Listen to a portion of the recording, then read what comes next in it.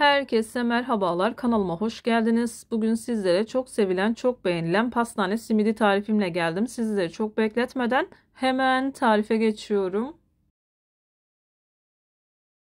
Tarifim için ilk olarak yoğurma kabına bir paket yaş maya, dilerseniz instant maya da kullanabilirsiniz. Ama yaş maya kullanmanızı öneriyorum. 2 bardak ılık süt ekledim. Yarım bardak kadar ılık su ekledim. Şöyle bir karıştırdıktan sonra 1 çay bardağı kadar sıvı yağ ekledim. 2 yemek kaşığı toz şeker ekledim. Toz şeker miktarını kendi damak tadınıza göre ayarlayabilirsiniz. Pastane simidi hafif tatlımtırak olduğu için ben bu şekilde ayarladım. Göz kararı olacak şekilde yaklaşık 2 bardak kadar un ekledim. Üzerine 1 tatlı kaşığı tuzumu ekledikten sonra spatula yardımı ile yoğunlaşıncaya kadar karıştırıyorum.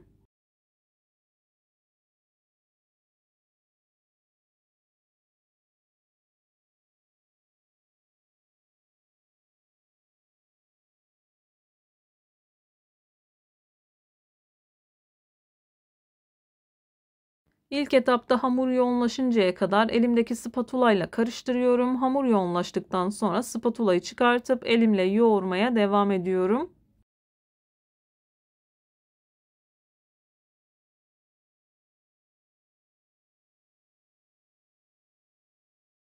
Hamurum yoğunlaşmaya başladı. İçerisindeki spatulayı çıkartıp elimle yoğurmaya devam ediyorum. Ben bu tarif için toplamda 6 bardak kadar un kullandım. Unun markasına ve kalitesine göre değişkenlik gösterebilir. Lütfen kontrollü ekleyin.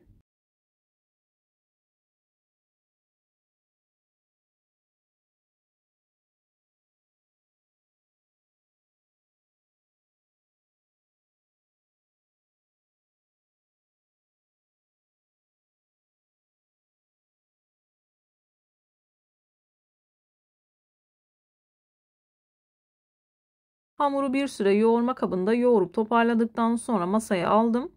Masada 2-3 dakika kadar hamur özlü bir hal alıncaya kadar hamuru yoğuruyorum.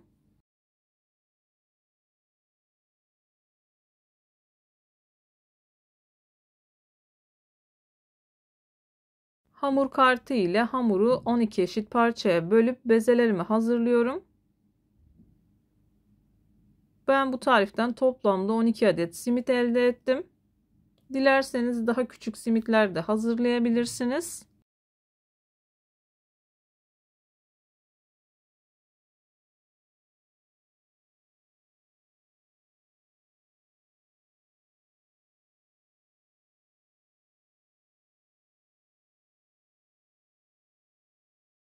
Ben bezelerimi hazırlamaya devam ederken buraya kadar gelmiş olan siz değerli takipçilerimden her zaman olduğu gibi ricam yoruma kalp olur, emoji olur veya tarifim hakkında farklı bir fikriniz varsa bunu da benimle paylaşabilirsiniz. Ayrıca videolarımı sevdiğiniz kişilerle de paylaşarak bana bu şekilde destek olabilirsiniz. Bezelerimi hazırladım. Üzerini streçle kapatıyorum. Bu şekilde yaklaşık 15 dakika kadar bekletiyorum. 15 dakikanın sonunda 1 tatlı kaşığı kadar tereyağını üzerine sürüp yavaş yavaş açıyorum.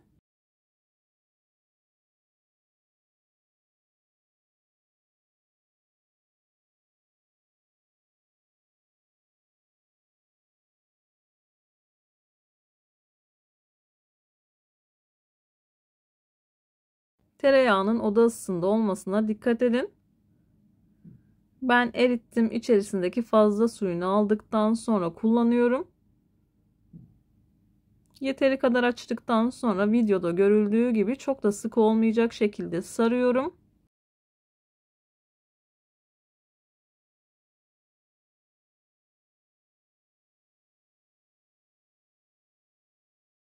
Bütün simitlerimi bu şekilde hazırlıyorum. Daha sonra şekillendirme aşamasına geçiyorum.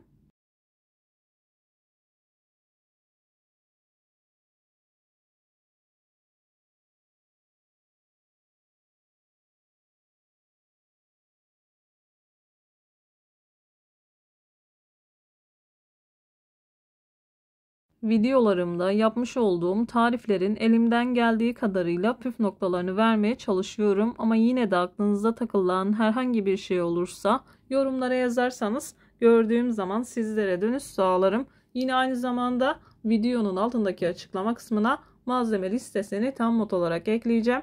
Dilerseniz oradan da bakabilirsiniz.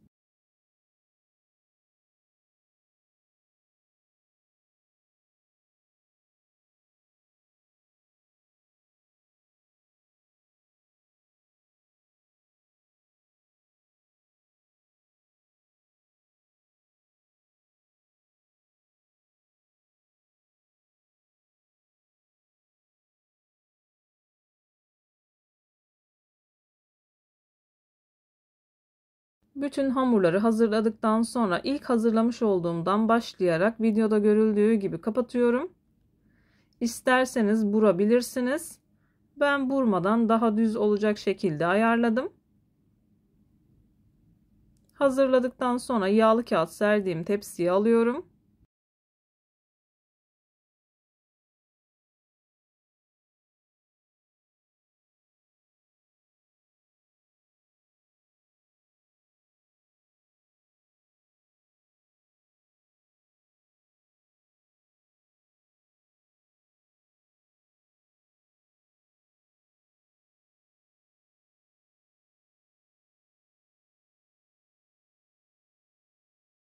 Hepsini hazırladıktan sonra ilk olarak pekmezli suya, daha sonra kavrulmuş susama batırıyorum.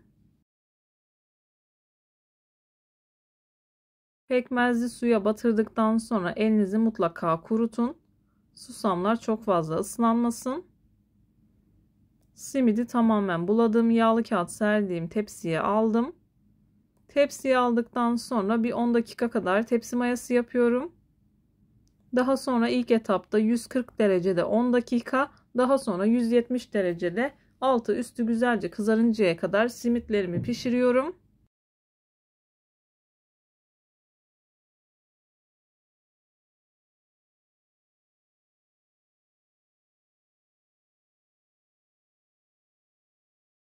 Simitlerimi hazırladım. 10 dakika kadar tepsi mayası yapmanız yeterli olacaktır. Çok güzel bir şekilde kabarıyor. Simitlerim fırından çıktı. Gördüğünüz gibi çok güzel bir şekilde kabardılar. Puf puf yumuşacık oldular. İç dokusunu da yakından göstermeye çalışacağım. Videoyu beğendiyseniz beğenmeyi, kanalıma hala abone değilseniz kanalıma abone olmayı, bildirim zilini açmayı lütfen unutmayın. Hoşça kalın. Allah'a emanet olun.